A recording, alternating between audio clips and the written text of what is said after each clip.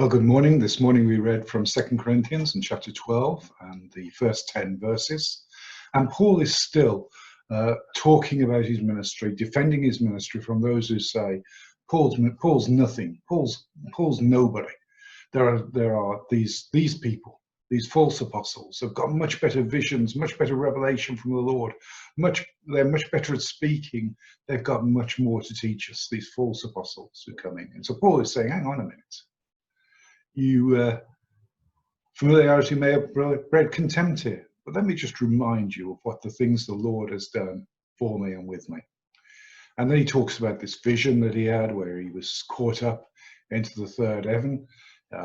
Whether it was a vision or whether he was transported there, he didn't know. But he said, that this happened to me. But I won't boast about that. What I will boast about is my weakness. In order to stop me becoming proud because of all the things the Lord had done for me and with me, I was given a thorn in my flesh. Almost certainly some kind of sickness or infirmity, a disability. But he caused him pain, he caused him agony, and he asked the Lord to heal him. And the Lord said, my grace is sufficient for you, for my power is made perfect in weakness.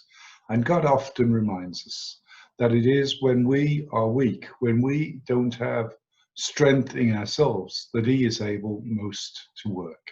Because then we rely completely upon him. And when we rely upon him, and then it is the time that he works.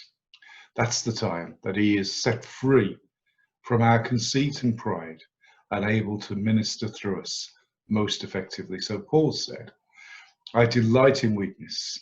For when I am weak, then I am strong. We need to acknowledge our weakness and our utter dependence upon the Holy Spirit in order to minister effectively.